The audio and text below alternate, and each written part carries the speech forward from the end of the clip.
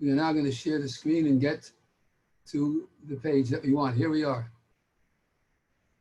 Okay, Rabosai, we're continuing with our discussion on Pirkei Avos. We're on Perik Beis, Mishnah Ches, the new Mishnah. Kol Yisrael yesh lahem chelek le'olam haba. All of Israel has a share in the world. Rabbi, excuse me, you put it on already? On the screen? It's on. You don't see it? No. It's on. It's on. On mine, it's not. I don't know what happened. It's oh, there. Now it's on. Now it's on. There. Yes, I got It's it. there. I got it. Thank you, Rabbi. Kol Yisrael yesh lahem chelek le'olam haba. All of Israel has a share in the world to come. Shenemar, as it says in the pasuk, va'amech kulam tzadikim. Your entire nation is righteous. La'olam yirshu aretz. They shall forever inherit the land. Neitzar matai. They are the branch of my planting. Ma'aseh yadai lehispaer. They are the work of my hand that I may be glorified. That's the introduction to the Mishnah that we learn every single time we learn Mishnayos. We introduce it using that particular introduction, which is found in the beginning of the 10th parak of Masechta Sanhedrin. And tonight's Mishnah says as follows. Now, please bear with me as we translate this Mishnah until we get to the end of the Mishnah. Hu haya omer. He used to say, this is talking about Hillel. Hillel is continuing to talk in our Mishnah, as it says, Hu haya omer. He, Hillel, was wont to say. That means on a regular basis, these are the words that Hillel would say. And the Mishnah continues, Mar bebasar. If you increase human flesh, mar berima. Literally, you're going to be increasing worms. The plain pshat of mar bebasar, mar berima is the more one eats and gains weight and increases his body mass, the more worms are going to invade your body when you're no longer alive. That's the plain pshat, but we're going to see many others. Next, mar benechosim, mar bedaiga. The more property you increase and have, the more worry you are going to be set with. Mar ben nosh, please don't jump if you're a lady when I translate this, please. Mar ben noshim, if you increase women, mar bekshafim, you're going to be increasing witchcraft. I know, don't have to leave the site. We'll try to explain everything in a reasonable, rational way. Of course, on the simple meaning, what the Mishnah is telling us is, it says in the pasuk in Mishpatim, Mechashefa lo sechayeh, that a witch is not allowed to live. Why does it say it Mechashefa in female? Why didn't it say it in male? So the Gemara explains that the simple translation is because in those days, especially, witchcraft was the province of women. So now the Mishnah says, Mar benach noshim, mar bekshafim. You increase women, you're going to have more witchcraft. We'll explain it later. Mar beshfachas, if you increase maid servants, mar bezima, you're going to increase immorality. Non-Jewish maid servants are going to be a cause for an increase in immorality. Mar be'avodim, if you increase male servants, mar vegezel, you're going to increase robbery. Those are some of the things which are quite negative. But Hillel doesn't end like that.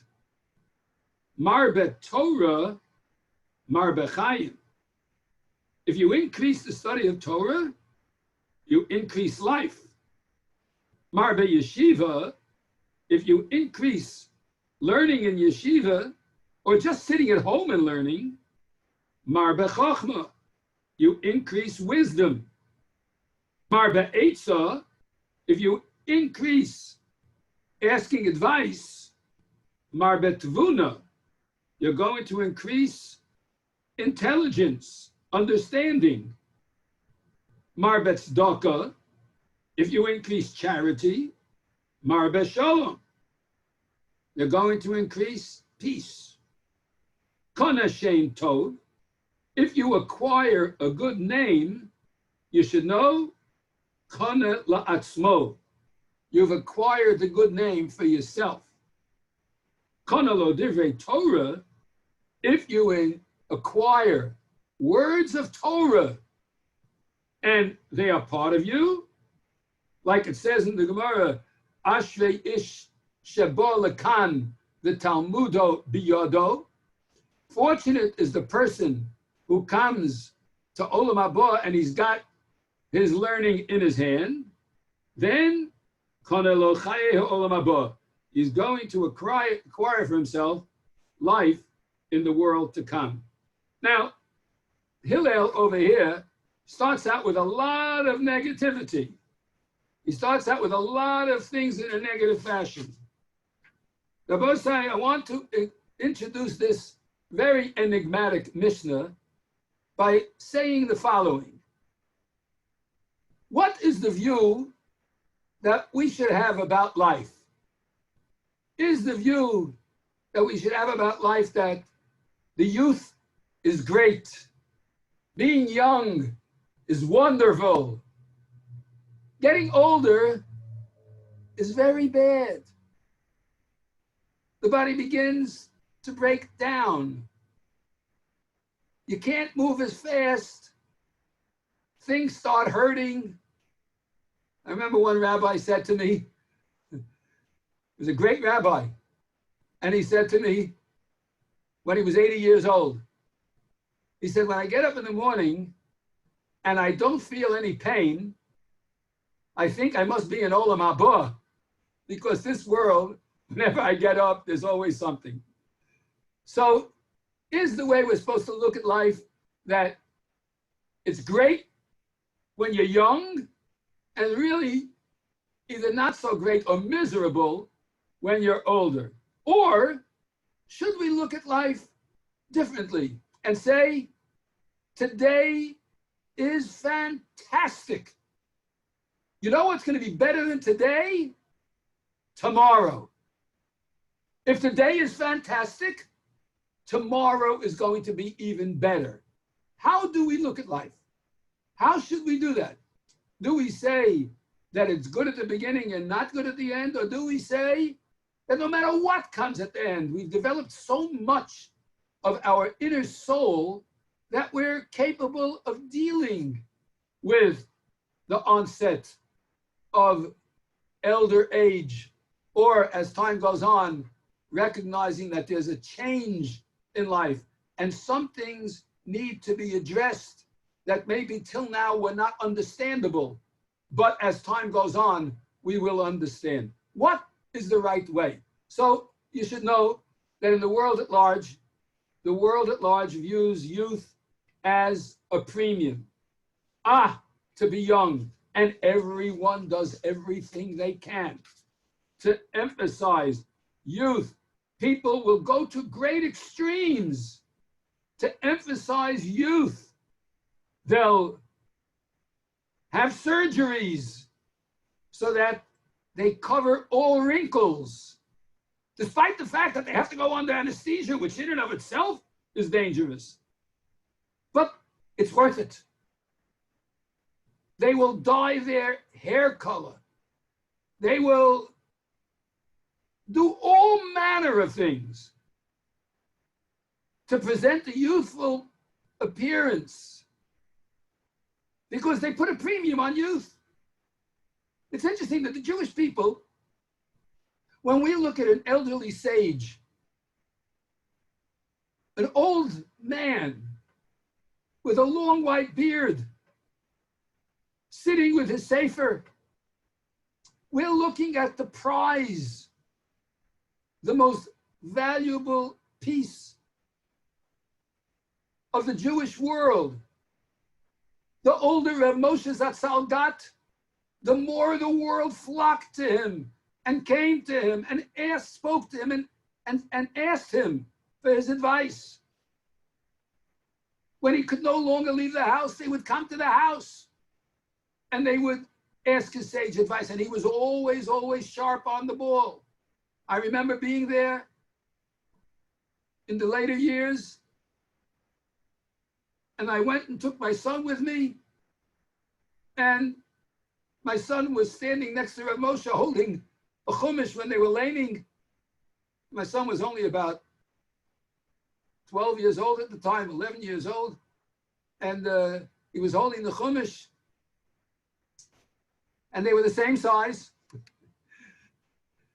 And Rav Moshe's advice and his speech and his clarity of mind was as sharp as ever. He was a treasure the older he got.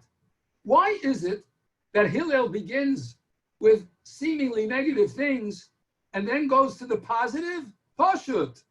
Because the Jewish people think like that. When we're young, despite the fact that we have tremendous energy, we're not really clear about life. We don't really have a handle on what is important in life. We're somewhat frivolous and youthful. We have a devil-may-care attitude many times. We think we know much more than we really do. We think that older people are, oh, over the hill, forget it. I can't learn anything from them. They're in a different generation. But the truth of the matter is, when we're young, we're mostly in the dark. We're mostly not clear. We don't have a clear vision of what life is really, really all about. And many times, we fulfill the adage that youth is wasted on the young. Because if we would have thought things clearly, we would have set things in motion that would have been much, much better. By the way, it's never too late. It's never too late. That's the concept of tshuva. That no matter how old we get, we have the ability to put things in the right direction.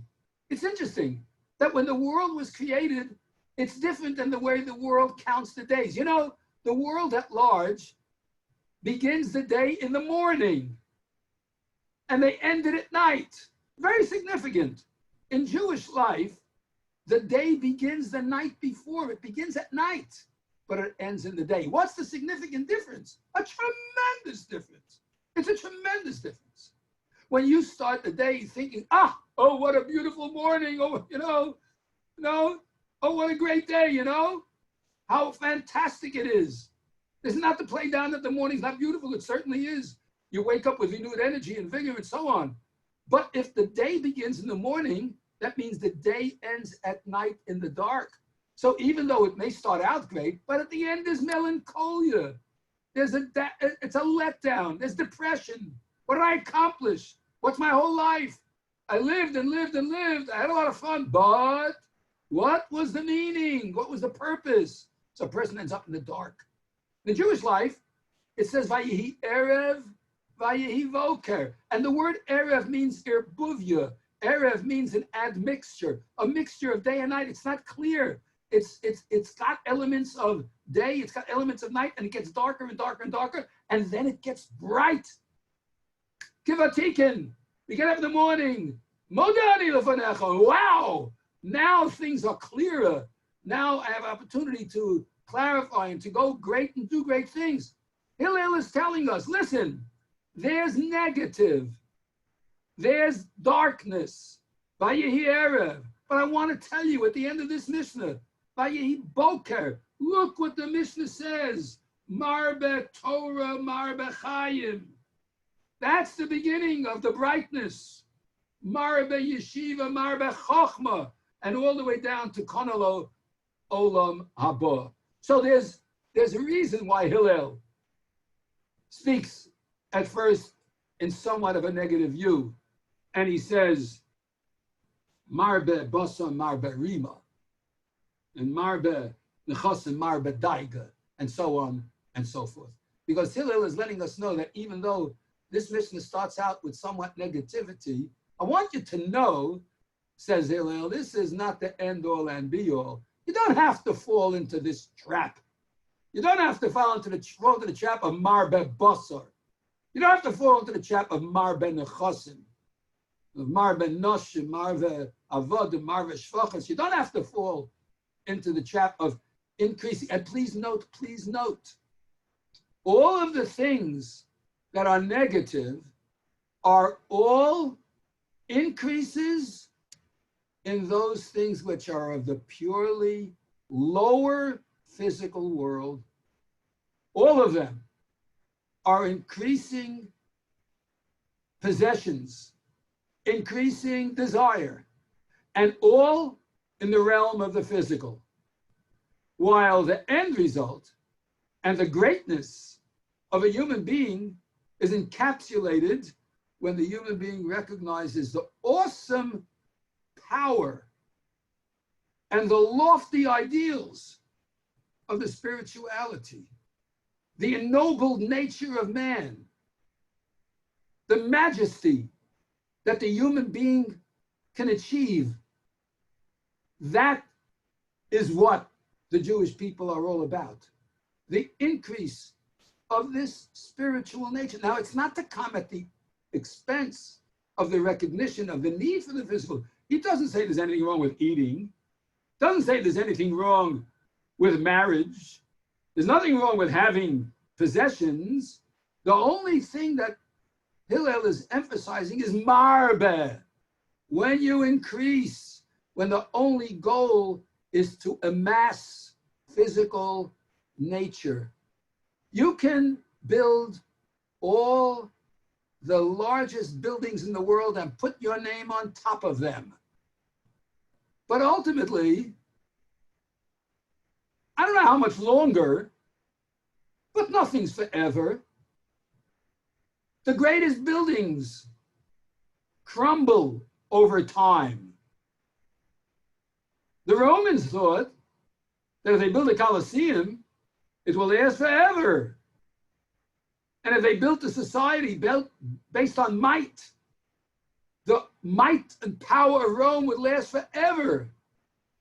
And the Third Reich, Yamach Shema V'Zichram, the blowing up of the Reichstag was totally symbolic of the destruction of what man can achieve. Total negativity when they base it all on the survival of the physical fittest. Because the truth is, the Jewish people may not be the most powerful people on earth, and certainly we're few in number, but what we are the most powerful spiritualities on earth. We have the ability of the neshama to overcome. Yes, the Torah is mightier than Rome, than Egypt, than Phoenicia, than Persia, Spain, England, France, Yugoslavia, Czechoslovakia, Russia. Doesn't matter who, what, when, or where. The Torah is eternal. And so Hillel is at the beginning, he's emphasizing negative things, but the end result is it's positive. Let's go on with the explanation of the Mishnah.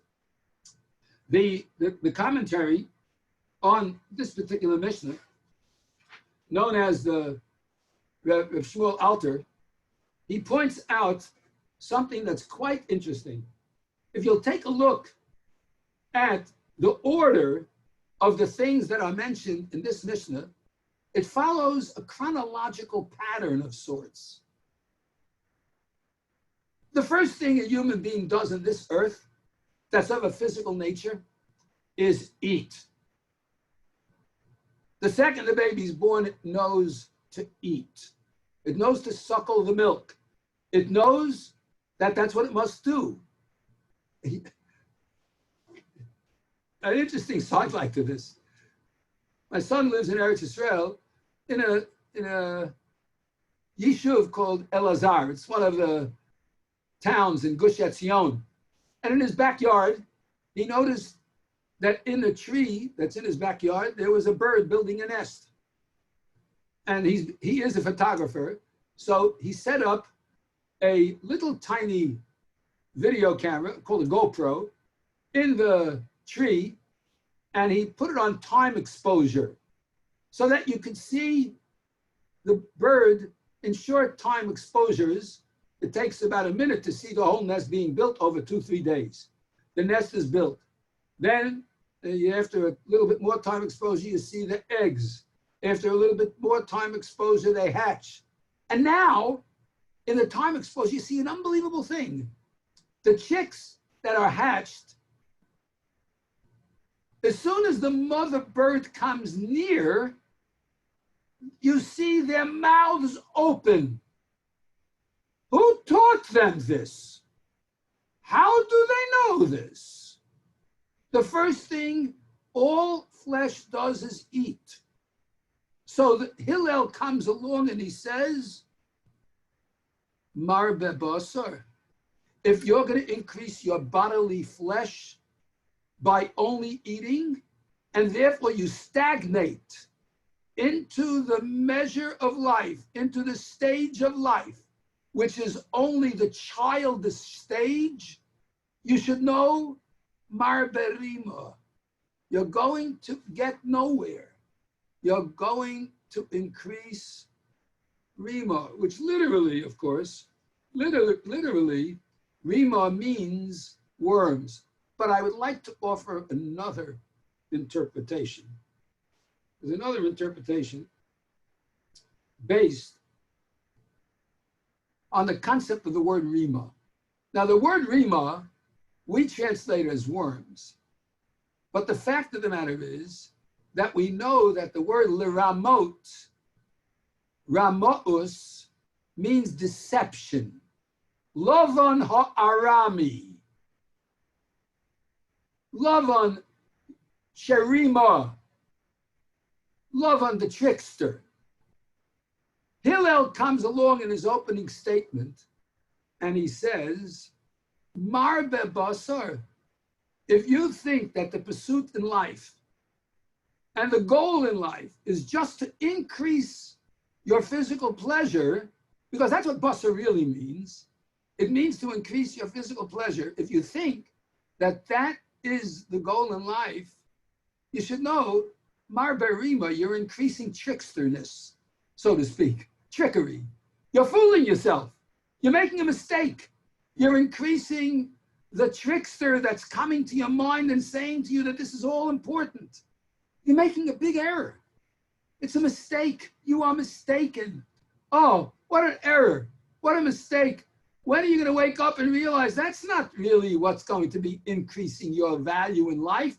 It's not going to make your life any better in the long run. On the contrary, it's going to make it meaningless and empty. Because let's face it, people, you can't take it with you. It doesn't make sense. And besides, doesn't everyone really know that the leaner and healthier you are, the longer you can enjoy the basar, so to speak? Isn't it true that if a person, I'll use a silly example if you don't mind, if a person will only eat steak and nothing else, he may, and there are people who do this and live long, but most do not.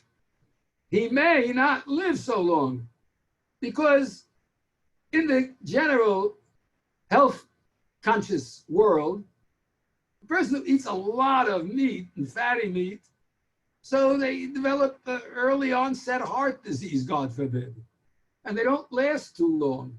So what's better, to live 50 years and then not be here because you ate steak every night of your life or every day of your life, or to live 80 years and have steak once a week, let's say, or once whenever, whatever it is you enjoy. But the point is, if you're going to be marbe basar, the end result is marbe rima. You're increasing your worminess, you're increasing your tricksterness. You're not getting to the point of real life. You're fooling yourself because there's no point in it. It's so crucial to be healthy. Why do you think we suffer so in isolation because of the coronavirus? We suffer that isolation because it's worthwhile living and not taking chances, which, by the way, is the reason that in our shul, we're so careful, and I insist, and I hope everyone will follow through, because if you're not doing this, please don't come to shul. Don't come without a mask. It's not fair to others.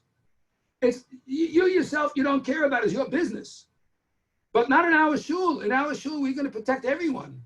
You're not going to come without a mask. Please don't do that. Because if you do that, you're harming others. And I heard that there were 1 or 2 people today, even though I wasn't in shul, that didn't wear the mask. We're going to close the shul.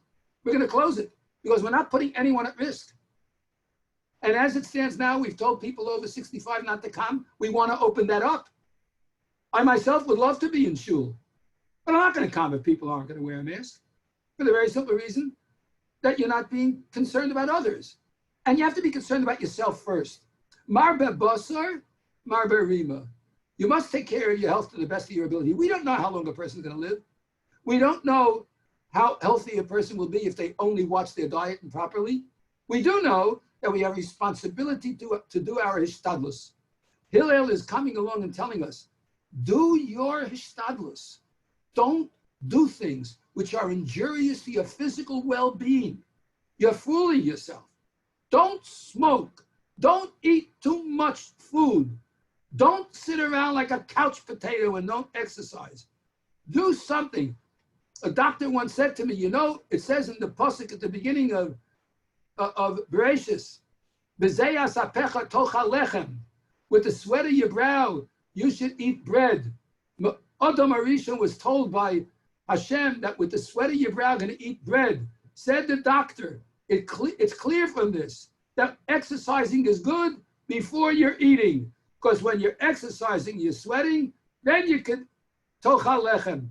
And in fact, doctors bear it out.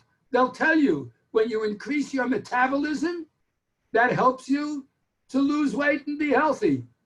Of course, no one should exercise without a doctor's permission and without reasonable restraints.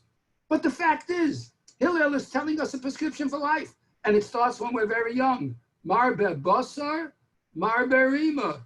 If you increase body mass, you're not helping yourself. You're not. You're doing a disservice. And not only are you doing a disservice to you, not only are you tricking yourself, you're tricking your family. You're tricking your loved ones. You're tricking everyone around you because they want you. They love you. Hashem loves you. He wants you to have a long, good life, a life filled with arichas yomim v'shanim, days in which are filled with the performance of mitzvahs, and years in which you grow in intelligence and wisdom, which is the wisdom of the Torah. And consequently, Hillel starts out with the beginning of life is marbe basar, marbe rima. If you increase your flesh, you're going to increase trickery, worminess.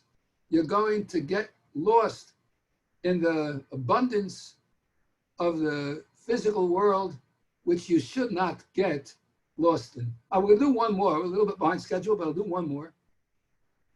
The Mishnah then says, Mar ben achasim mar bedaiga.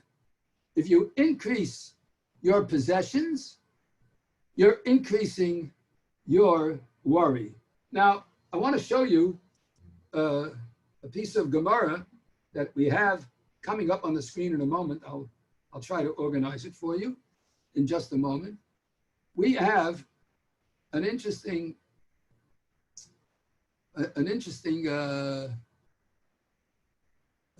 share that I'm going to try to get up here on the board. Give me a moment. Okay. All right. We now go to share, if we can get to it. Let's see if we can get to it. Do you see this, Gemara? Unmute yourself, please. Do you see the Gemara? No, not yet, No, Rabbi. not yet. Okay, No. good. I'm going to try to get it for you. 1 minute. Let me get this Gemara for you. And now I'm going to get that Gemara. 1 minute. Here we go. All right. And now we're going to get the share. Where is it? There it is. Okay. Here it comes. Okay. You see the Gemara now? Yes. Yes, great. Here's an interesting piece of Gemara. All right. 1 minute while I get another. I'm going to get another piece for a minute. Okay, we're going to go to the next stop. Okay, here we go. We're going to the top of Tes Zion in the Masechta Beya. Here it is. Look what this says over here right now. I'm going to show you something. Okay. Says the Gemara.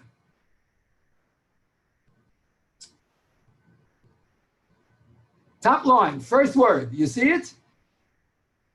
Kol mizonosav shel adam. You see the little hand there? Yes. All the mizonos of a person, kitzuvim lo meirosh hashana ad yom kippurim. That's the gersa that we have over here. There's another gersa, meirosh hashana ad rosh hashana, meaning from this rosh hashana to the next one. But what this line in the Gemara at the beginning of the second parak in Masechta Beya says, all the amount of mizonos that a person is going to have for the rest of the year is already set up from Rosh Hashanah until the next Rosh Hashanah, or from one Rosh Hashanah to Yom Kippur. Chutz mehotzos shabbosos v'yomim tovim, with the exception of what you're going to spend for Shabbos and Yom Tov, v'hotzos banav l'Talmud Torah, and except for the amount of money you spend for your children to go to yeshiva.